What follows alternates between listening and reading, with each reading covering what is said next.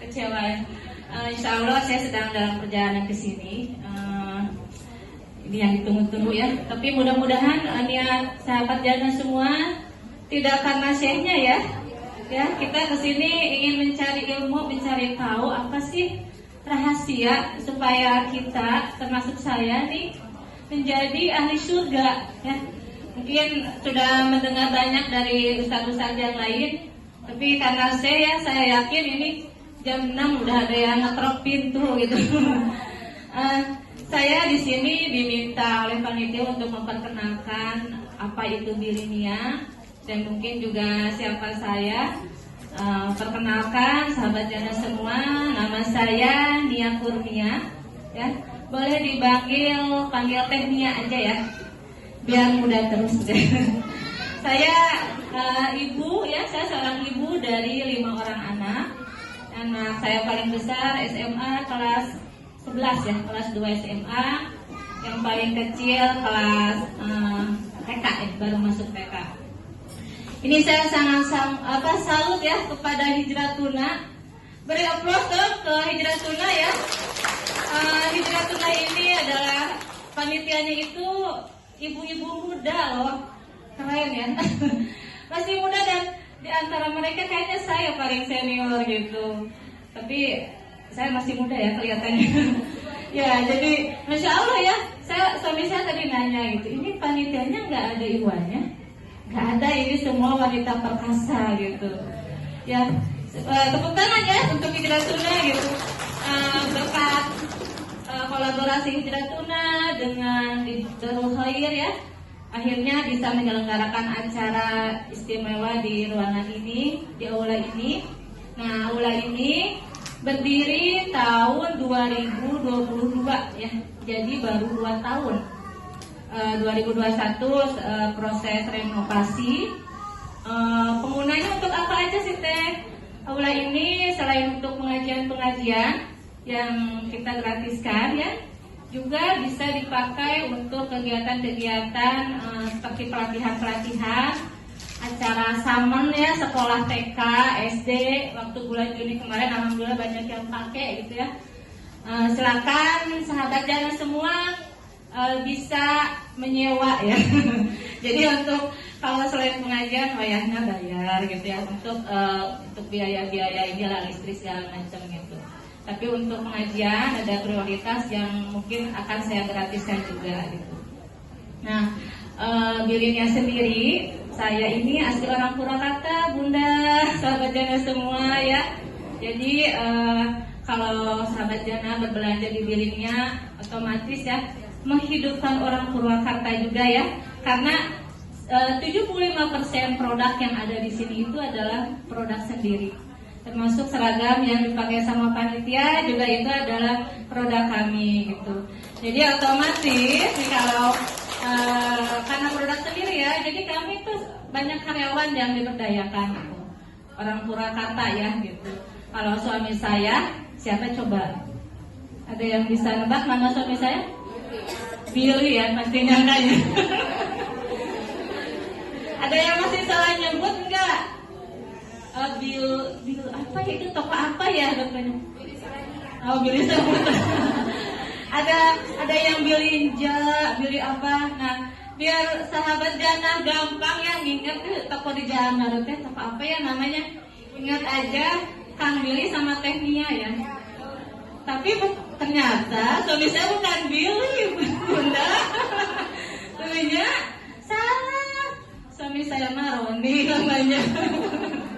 Harusnya mah Ronia ya toko tuh, tapi ya entah kenapa suami saya bikin nama Bilinia gitu ya. Ini mah kebetulan aja ya, bukan disengaja gitu. Intinya saya juga bukan menempelkan nama saya di toko ya, enggak juga gitu. Saya juga nggak mau dikenal gitu. Ya intinya ini hanya kebetulan saja ya, qadarullah. Setelah membuat nama kan nama itu harus didaftarkan ke Haki ya. Ternyata nama Bilinia itu aman, nggak ada yang punya gitu. Seperti itu. Nah, pasti sahabat Jana itu senang dengan diskon. Benar apa benar? Benar ya. Nah, yang tadi ada voucher diskon yang sudah diterima oleh sahabat Jana semua. Itu berlaku 1 minggu ya, silakan. Jadi kalau tidak hari ini belanja boleh dipakai seminggu kemudian. Nah, di Bilinia ini banyak sekali program diskon. Saya akan menyebutkan satu-satu nih ya, kayaknya nggak akan cukup nih, tapi akan saya ringkas. Pertama, diskon member ya. Mungkin yang sudah berbelanja sudah tahu, semua yang belanja di Bilinia dapat kesempatan menjadi anggota atau member Bilinia. Tidak bayar ya, alias gratis gitu, dan berlaku seumur hidup. Diskonnya 10% untuk semua produk ya, yang dengan member itu gitu. Cukup menyebutkan nomor HP. Kemudian ada juga diskon ulang tahun.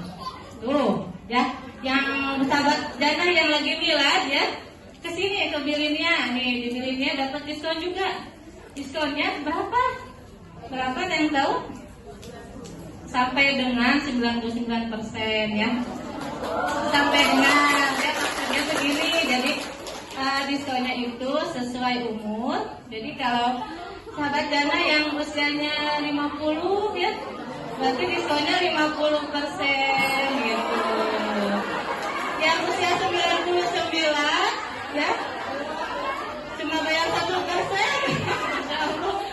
Gitu ya, sahabat Jana gitu. Jadi diskonnya itu sesuai umur. Silakan membawa KTP, itu nanti akan silakan langsung berbelanja ke toko gitu. Kemudian juga nih ada juga diskon-diskon yang lain ya, ada diskon selfie ya. Jadi kalau sahabat Jana sebelum ke kasir nih video foto atau video terus di-share di media sosialnya, nge-tag ke Bilinia Purwakarta ya di IG itu, nanti tunjukin ke kasir, saya udah posting di media sosial saya. Nanti dapat tambahan diskon 5% ya, jadi 15%. Lumayan ya gitu. Kemudian juga ada diskon ngajak temen. Tuh ya, banyak kan ya? Tuh kan. Diskon ngajak teman juga sama, nge-tag di akun media sosialnya, ngajak 5 orang dapat diskon tambahan gitu. Kita juga ada program diskon-diskon di bulan. Tiap bulan itu ada diskon-diskon yang berbeda gitu. Seperti misalnya nanti ya di bulan Desember ada hari apa? Hari Ibu. Nah, harinya kita nih. Nah itu hari belanja ke Bilinia, mangga diskon 30% ya buat ibu-ibu. Syaratnya yang udah menikah ya. Dibuktikan dengan apa ya Teh? Ya pokoknya datang aja ya. Jadi tanggal 22 Desember itu hari ibu. Nanti hari ayah juga ada ya. Pokoknya di tiap bulan itu nanti akan kita umumkan diskon di tanggal-tanggal tertentu yang memang itu hari spesial, hari istimewa ya. Kemarin ada hari Polwan, terus ada hari PMI ya, itu semuanya kita kasih diskon. Jadi nggak cuma ibu-ibunya aja ya, bapak-bapak juga dapat gitu. Kemudian ada juga diskon. Nah ini buat sahabat janda yang punya anak yang misalnya lagi proses menghafal Al-Quran ya. Misalnya anak saya lagi menghafal juz 30, terus dites kan di sekolah ya, dapat sertifikat. Nah silakan bawa anaknya ke Bilinia berbelanja dengan menggunakan diskon tahfidz Quran. Itu nggak harus 30 juz ya, pokoknya mah anak saya baru juz 30 nggak apa-apa gitu, biar anak semangat. Nanti naik lagi juz 29 bisa juga. Jadi diskonnya itu 30% juga ya, sama ya, alhamdulillah. Kemudian untuk anak yang berprestasi ya, sekolah gitu, misalnya nggak hanya berprestasi di kelas aja, yang misalnya juara 1, 2, 3, tapi juga untuk yang di bidang-bidang lain, misalnya bidang olahraga ya. Anak saya juara taekwondo, boleh nggak Teh dapat diskon? Boleh. Nanti dengan cara apa? Yaitu memperlihatkan sertifikatnya, gitu, sertifikat taekwondonya. Juara renang misalnya, olimpiade matematika atau apa gitu ya. Silakan dibawa ke Bilinia bukti prestasi anak-anaknya. Nah ini saking cintanya Bilinia kepada member Bilinia ya. Member Bilinianya kami panggil Biliniers. Nah itu panggilan sayang kami ya gitu. Nanti bunda-bunda juga boleh lihat di live kami. Setiap hari kami mengadakan live di Instagram di Bilinia Purwakarta. Jadi sahabat Jana juga bisa berbelanja lewat online gitu. Panjang ya Teh, lebih dari 5 menit gitu. Mungkin saya cukupkan sekian ya untuk sambutan saya, karena pasti yang paling ditunggu itu Syekh ya gitu. Intinya kalau yang saya pernah dapat di pengajian itu, untuk menjadi istri soleha itu untuk masuk surga ya, kuncinya itu salah satunya adalah taat kepada suami ya. Itu salah satu kunci masuk surga yang saya dapat yang disampaikan oleh Ustaz. Kita taat kepada suami itu udah luar biasa gitu ya. Tidak perlu mengerjakan yang lain-lain ya gitu. Maksudnya puasa sunnah dilaksanakan dengan sholat 5 waktu, puasa Ramadan gitu ya, dan taat pada suami, kita insya Allah udah bisa mendapat surga. Tapi ternyata berat ya.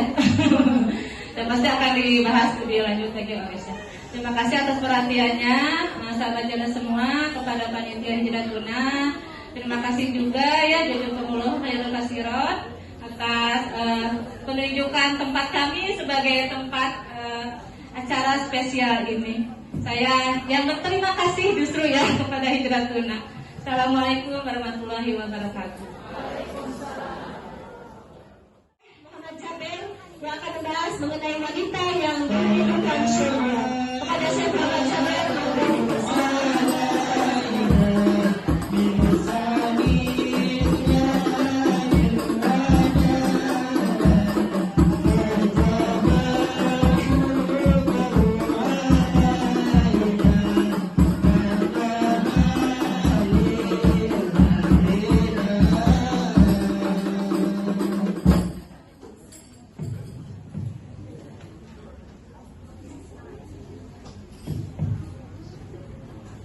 eksklusif dan tidak saya sendiri.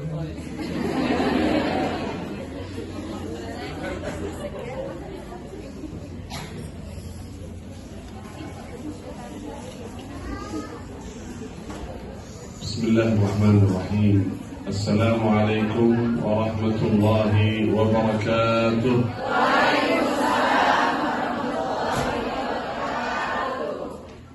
Alhamdulillahi rabbil alamin. الحمد لله حمدا كثيرا طيبا مباركا فيه.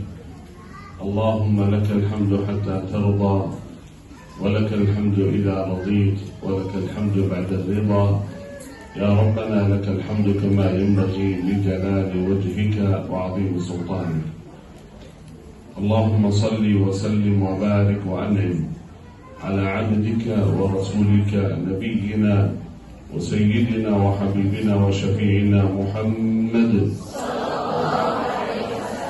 صلى الله وسلم وبارك عليه وعلى آله وصحبه أجمعين. أما بعد. Hadirin hadirat, Bapak Ibu saudara-saudari yang dimuliakan Allah Subhanahu wa taala, hormati Ustaz Zulkarnain, hormati Sahibul Bait, seluruh hadirin, semoga ya Rabb seluruh yang hadir di majlis yang mulia ini, majlis ilmu, kita selalu dimuliakan oleh Allah Subhanahu wa taala. Wanita yang dirindukan surga. Baru tahu tema ini. Biasa kita, Masya Allah, udah ada Al-Quran di depan kita. Biasa kita menyampaikan mengenai Quran, mengajak jamaah supaya termotivasi selalu menjadi ahlul Quran, sahabat Al-Quran. Tapi temanya cocok ini karena ibu-ibu yang ada. Berarti kalau memilih tema ini, berarti serius ya, ibu-ibu mau jadi ahli surga ya. Yakin? Amin. Semoga ya Rabbi jadi ahli surga. Kalau begitu saya sampaikan satu hadis dari Rasulullah Sallallahu Alaihi Wasallam. Ini agak berat, tapi penting sekali bagi kita semua. Khususnya kalangan wanita. Karena banyak di antara kita yang selalu berfikir, berusaha, beramal saleh, salat, rajin salat 5 waktu, ya, puasa Senin, Kamis dan lain sebagainya, baca Quran, khatam Quran berkali-kali, bersedekah, ya. Itu luar biasa, itu amalan ahli surga. Tapi ada satu hal yang sangat penting dari itu semua. Apa itu?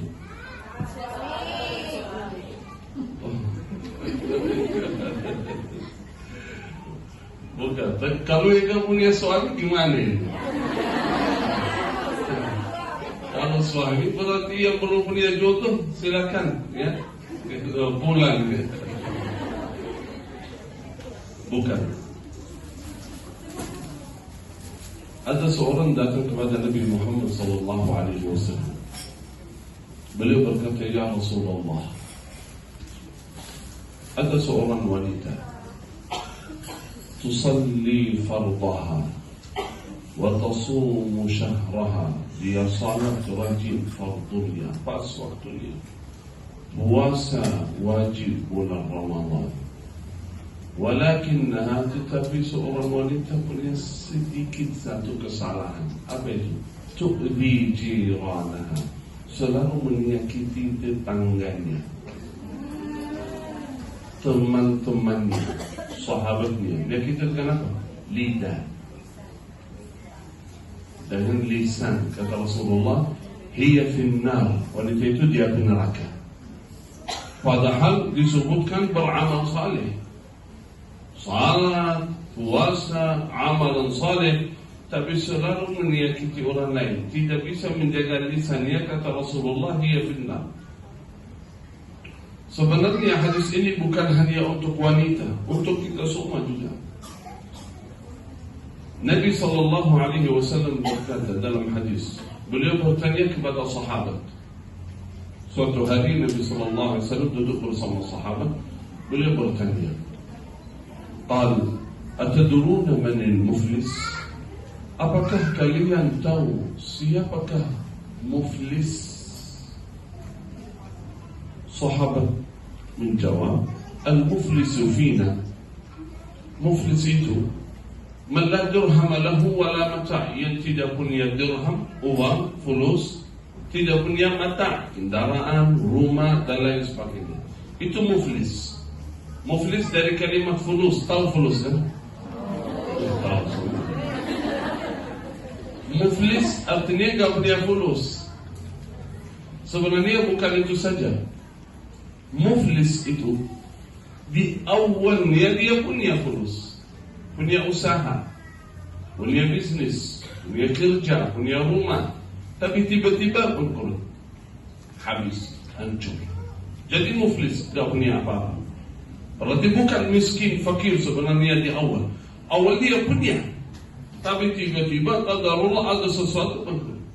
Sahabat berkata orang itu muflis yang tidak punya. Menurut kita muflis itu yang tidak punya fulus, tidak punya dirham, tidak punya dinar, tidak punya kendaraan, tidak punya rumah.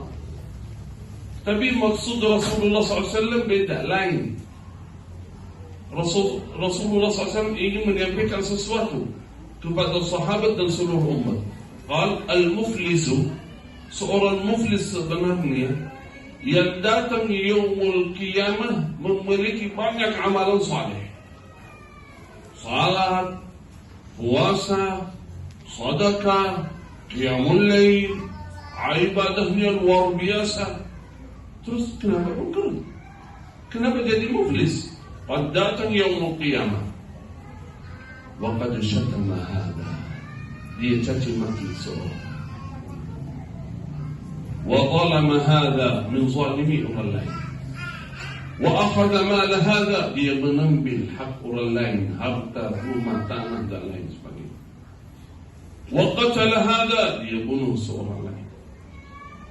فيأخذ هذا من حسناته وهذا من حسناته, semua yang pernah kita menzalimi mereka, semua yang pernah kita caci maki, semua yang pernah kita menyebarkan fitnah, semua yang kita ghibah, namimah dan lain sebagainya akan datang yaumul qiyamah satu persatu. Semua datang yaumul qiyamah, ganti rugi. Ya Rabb, inilah fulan yang kemarin di dunia dia suka menyebutkan aib kami. Kalau kita enggak tahu, di dunia enggak tahu siapa yang cerita tentang kita, betul enggak? Tapi di yaumul qiyamah dihadirkan semua. Karena itu hak seorang. Mungkin di antara kita tidak ada yang pernah mengambil harta orang lain.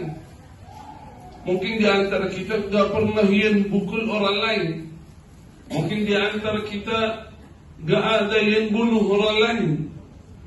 Di antara kita enggak ada yang pernah mencuri uang orang lain, enggak pernah. Tapi itu masalahnya lisan yang tidak bisa kita jaga. Semua satu kalimat yang kita ucapkan tentang orang lain akan datang yaumul qiyamah. Semua ganti rugi. Gantinya apa? Minta maaf, tidak bisa. Sudah selesai waktunya. Minta maaf itu di dunia. Terus saya mau ganti apa? Tidak ada kecuali hasanah, kebaikan, salat, baca Quran, sedekah, umrah, itu semuanya diganti. Tergantung kesalahan kita, kezaliman kita terhadap orang lain betapa besar Allah yang tentukan. Qal fayakhudhu hadha min hasanati, semuanya antaranya. Berapa orang? 10, 100, 1000, tergantung lisan kita. Fayakhudhu hadha min hasanati, ganti rugi hasanat. Baik. Belum selesai, masih ada satu lagi, umrah haji kita diganti rugi. Terus belum selesai, bacaan khataman Quran berkali-kali di bulan Ramadan dikasih. Belum selesai, sedekah yang sering kita kasih kepada yayasan, pesantren, orang miskin, pahalanya besar, diganti rugi kepada mereka. Masih terus. Oh, ternyata orang itu lisannya bebas, suka sering bicara ghibah, ya, mengenai orang lain. Masih ternyata panjang, hasanatnya habis, salatnya habis, bacaan Quran habis, qiyamul lail habis. Terus gimana ganti rugi? Kesalahan mereka, dosa maksiat mereka diganti, ditransfer kepada orang tersebut. Na'udzubillah. Terus akhirnya dilempar kepada api neraka, ila jahannam. Na'udzubillah. Berarti saudara, yang paling penting daripada amalan saleh itu menjaga amalan saleh. Saya sudah bekerja, sudah berusaha beramal saleh. Tapi bagaimana amalan saleh saya jaga supaya enggak hilang. Gimana jaganya? Jaga lidah, jaga lisan. Jaga lisan, jangan sampai bangkrut nanti muflis dia qiyamah. Alhamdulillah. Misal duduk di majlis baca Quran sampai khatam 30 juz, setelah selesai khataman Quran, alhamdulillah, kita baca doa khatmul Quran, semoga diterima oleh Allah Subhanahu wa taala. Santai, minum kopi sama teman, baru selesai. Gimana kabarnya? Alhamdulillah. Ulang tahun ini. Apa? Ini fulana yang kemarin datang, biasa-biasa datang di majelis untuk bagi beruntung atau bagi hijab, ternyata enggak. Wallahi, saya benar hati masa. Mungkin enggak benar orang itu.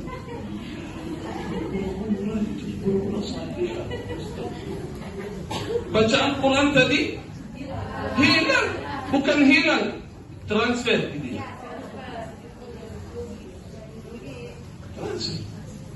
Capek 1 jam 2 jam baca, akhirnya satu kalimat semua bukan hilang, bukan harus, tapi transfer. Yang beruntung dia.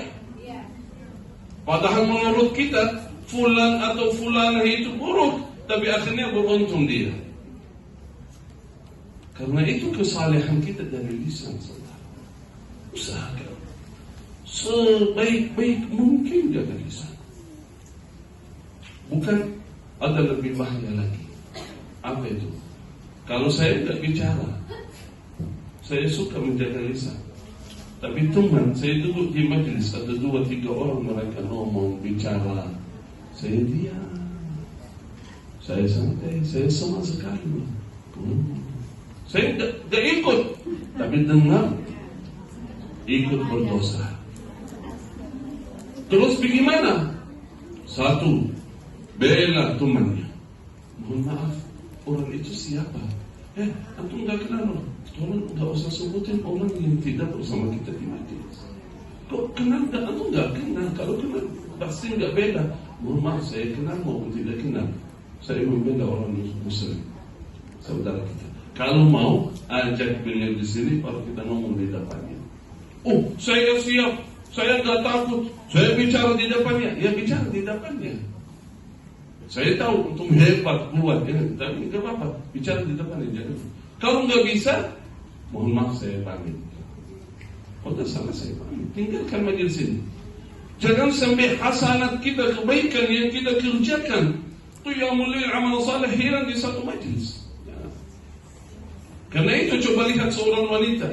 Kenapa contoh orang wanita? Mohon maaf, karena banyak di antara kita, khususnya wanita, tidak bisa menjaga lisan.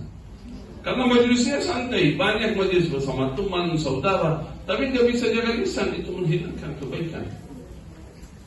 Karena itu kata Rasulullah SAW, bayangkan, tusalli farduha, salat rajin fardunia, puasanya lengkap, puasa Ramadan, puasa lain, tapi lisan saja tidak bisa jaga. Selalu menyakiti tetangganya, bicara mengenai aib-aib orang lain. Termasuk media ini, handphone. Sekarang mudah sekali kita sebutin aib orang lain. Dapat video, foto, fulan, fulana, langsung kita share. Ya, kirim ke orang. Coba lihat ya. Coba lihat, mengenai orang suka mengerimkan ya aib-aib orang lain, suka menimbulkan fitnah. Oh, coba lihat fulan ini, ustaz ini, artis ini, coba yang terjadi apa? Kalau ada yang kirim foto, video mengenai orang lain, langsung hapus. Gak usah lanjut transfer, gak usah lanjut kirim ke orang lain. Dia kirim lagi, tolong. Kalau mau kirim amalan, mau izah, zikir, jangan kirim ke saya mengenai orang lain, karena itu bukan urusan saya. Supaya amal saleh kita dijaga. Itulah wanita yang dirindukan oleh surga.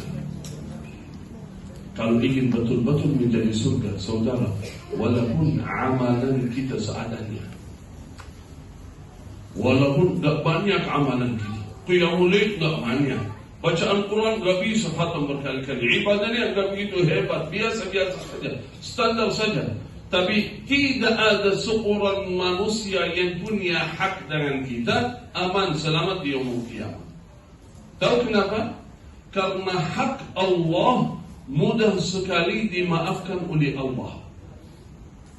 Walaupun kesalahan kita, dosa kita besar maupun kecil, tapi sama Allah mudah sekali diampuni oleh Allah.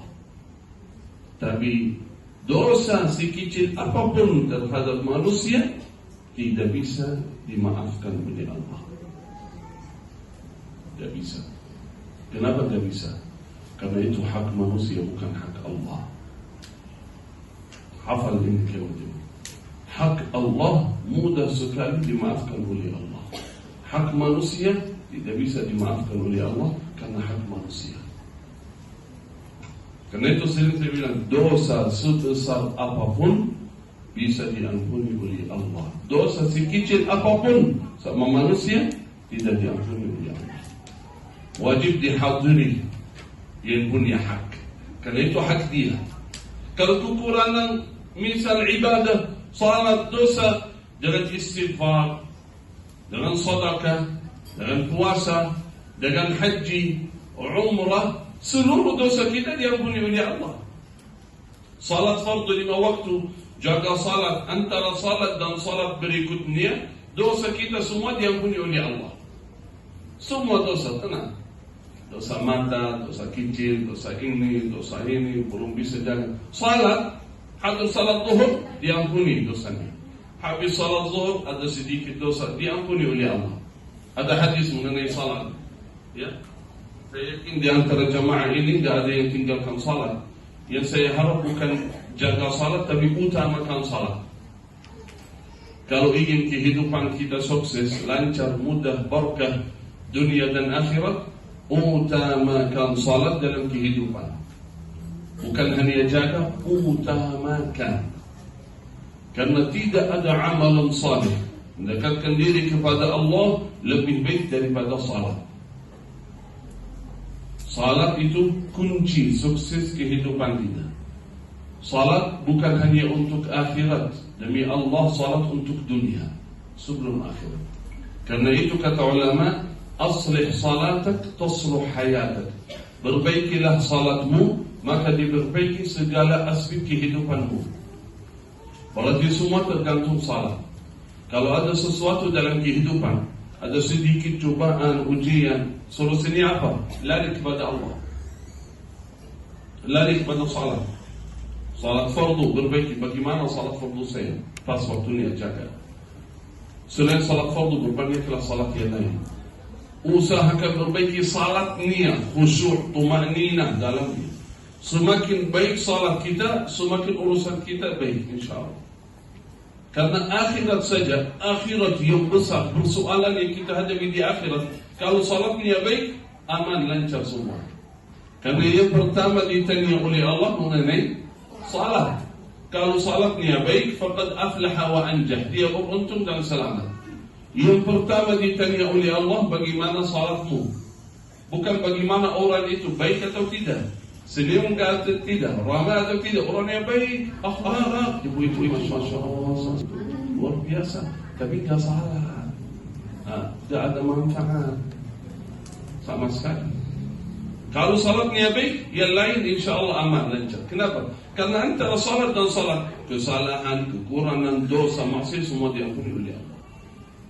Salat subuh, salat setelah salat mungkin bekerja di mana-mana ada salah sedikit dia dosa, lihat HP sesuatu yang zuhur, menghapuskan, mengampuni segala dosa.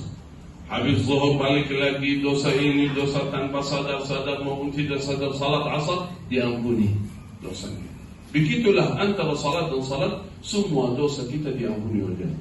Dosa yang mana? Dosa yang sama Allah, yang bukan hak siapapun, hak Allah diampuni. Tapi hak orang lain tidak, kan hak orang lain. Yaumul qiyamah dihadirkan fulan itu, dihadirkan. Dan coba lihat dalam kehidupan kita, berapa kalimat yang kita ucapkan mengenai orang lain. Bisa hitung tak? Coba lihat, berfikir berapa orang yang kita pernah zalimi mereka tanpa sadar. Kadang-kadang kita merasa hebat, gak pernah saya menzalimi orang lain, gak pernah saya mengambil hak orang lain, gak pernah saya pencuri, gak pernah saya ini. Tapi ternyata ini gak mungkin lewat satu hari gak pernah saya tidak menyebutkan aib orang lain. Bisa jadi ya. Terus cara solusinya gimana? Usahakan lidah kita, lisan kita dijaga. Usahakan. Karena itu tadi saya bilang berat. Memang berat bagi kita semua, berat. Tapi usahakan. Terus kalau terlanjur, saya lupa sebenarnya. Ya, ini berkali-kali saya bicara mengenai orang lain. Berkali-kali tak bisa itu. Betul. Tanpa tabayun, tanpa ada bukti, langsung saya dengar mengenai fulan, langsung saya ikut menyebarkan kepada orang lain. Itu aib kita. Saya berkata begini, amalan ini menurut saya susah sekali, berat. Termasuk para ustaz, para syekh, para ulama, susah menjaga, mengamalkan ayat ini yang saya akan baca. Ya ayyuhalladzina amanu, ya ayyuhalladzina amanu. Kata Ibnu Abbas radhiyallahu anhu, ketika kalian dengar ya ayyuhalladzina amanu, atau Ibnu Mas'ud radhiyallahu anhu kata seorang sahabat, ketika kalian mendengar ya ayyuhalladzina amanu, dengar dengan baik-baik.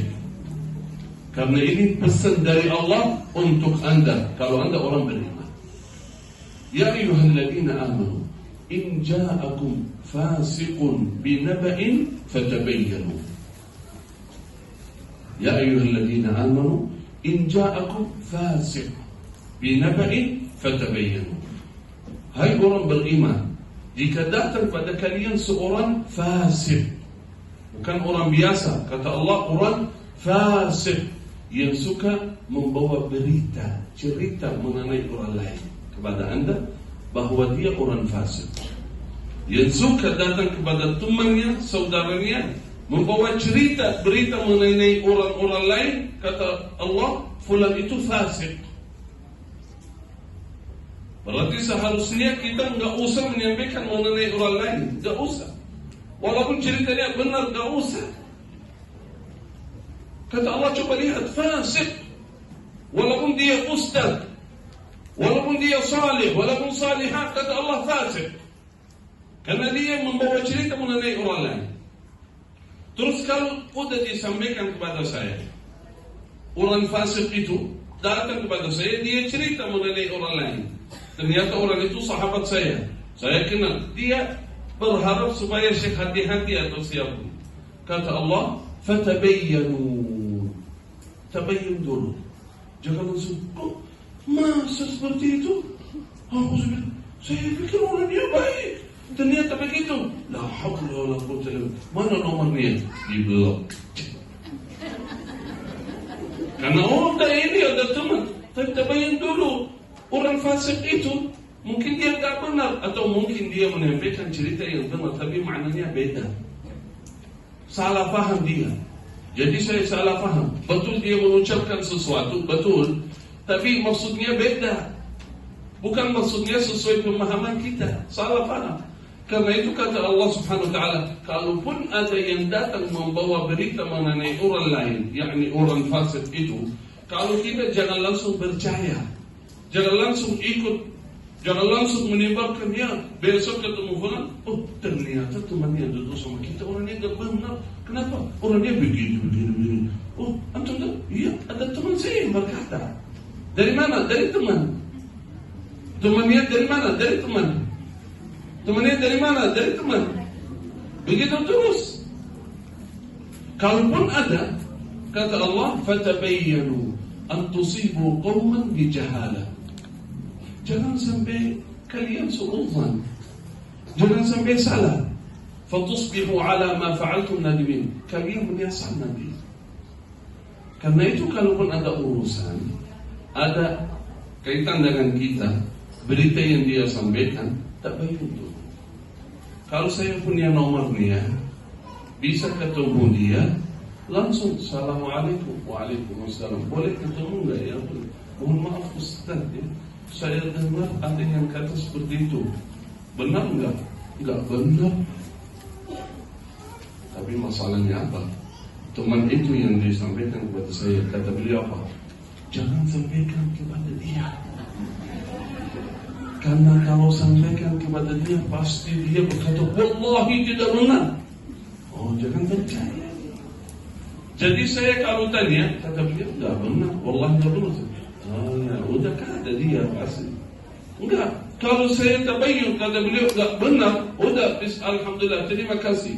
Jangan, saya yakin antum nggak bilangnya nggak benar ini, saya tahu. Jangan. Kalau udah tabayyun dia nggak benar. Saya wallahi tidak pernah mengucapkan kalimat seperti itu.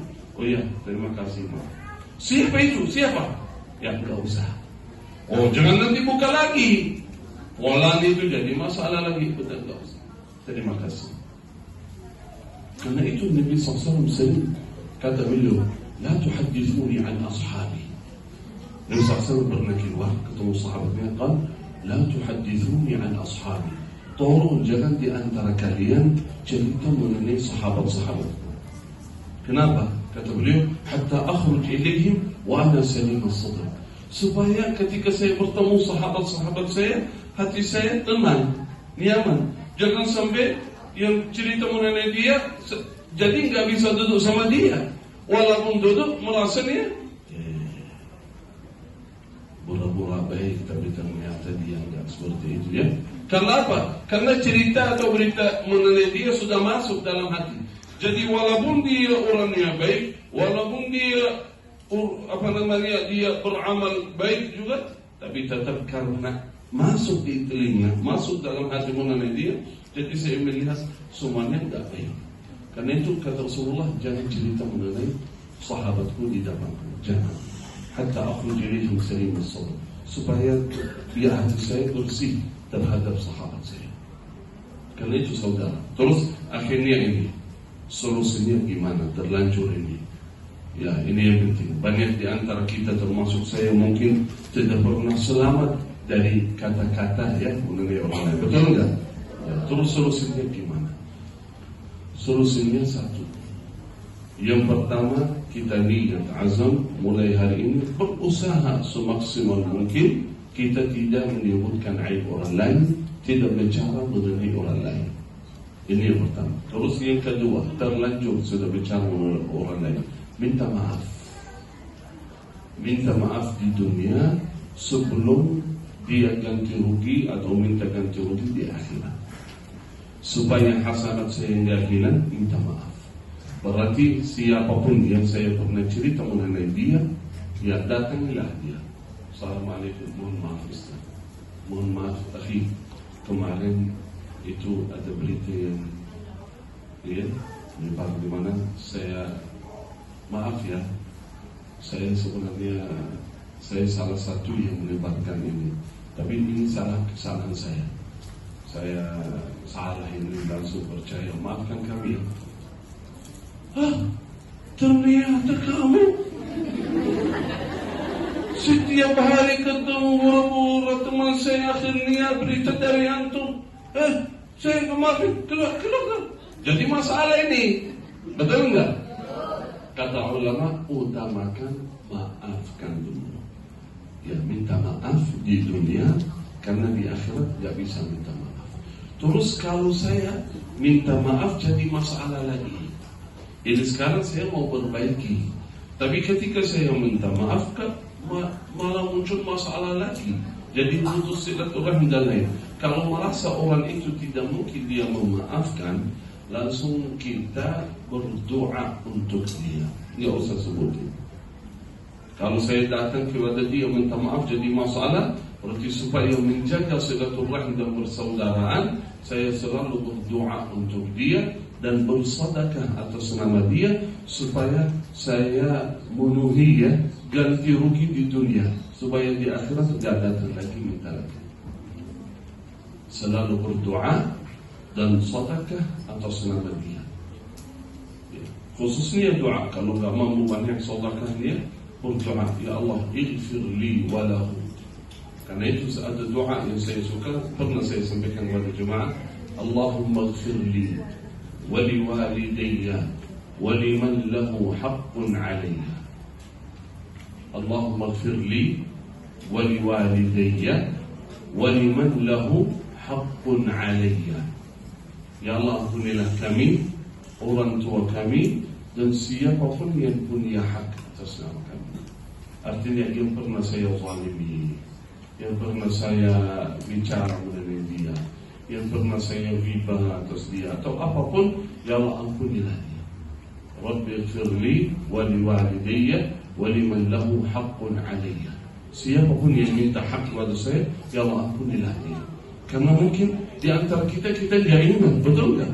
Gak ingat nama-nama mereka. Kenapa? Karena banyak sekali. Betul kan?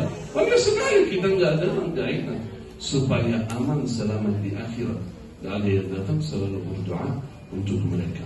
Itu kalau ucapan, kalau riba, namimah dan lainnya. Tapi kalau ada barang atau uang, harta, tidak boleh berdoa, tidak boleh bersedekah, tidak diampuni oleh Allah. Wajib mengembalikan haknya. Sudah pernah mengambil tanah, harta, anak yatim, keluarga atau siapapun tanpa hak, akhirnya bertaubat kepada Allah, minta ampunan, pergi haji dan umrah, tidak boleh, tidak diampuni oleh Allah. Wajib harta yang kita ambil, uang yang kita ambil, kita kembalikan haknya, baru diterima taubatnya. Karena taubat itu 3 syarat plus 1. Taubat yang benar, taubatun nasuha, 3 syarat. Yang pertama, al-iqla'u 'anil dzam, tinggalkan dosa. Dosa apapun, tinggalkan dosa. Itu orang yang bertaubat benar, serius bertaubat. Tinggalkan dosa tersebut. Terus yang kedua, an-nadamu 'ala ma fat, merasa sedih, menyesal atas dosa yang dia lakukan. Gak ingat sama Allah, merasa menyesal, ya Allah. Ya. Wal azmu ala adamil audah, dia azam, niat tidak kembali lagi ke dosa tersebut. Dosa yang biasa sudah taubat, saya niat, ya Allah, mulai hari ini saya tidak berulang lagi, ya Allah. Itu baru diterima taubatnya. Walaupun bukan artinya gak berdosa lagi. Wajar, manusia masih di dunia, hawa nafsu, dunia, fitnah, syaitan. Nggak lama, beberapa hari dia berdosa lagi, taubat lagi. Bukan artinya berdosa lagi, artinya taubatnya nggak benar. Benar, dia niat, azam, ya Allah, saya bertaubat, saya tidak berulang lagi. Tapi tiba-tiba tanpa dia sadar, nggak sampai 1 minggu dia berdosa lagi, taubat lagi. Taubat lagi. Terus 2 hari lagi, dia dosa lagi, taubat lagi. Istighfar lagi, terus. Jangan tertipu dengan syaitan. Kata ulama, jangan tertipu dengan syaitan 2 kali. Yang pertama, syaitan menoda kita sampai jatuh dalam kotoran dosa.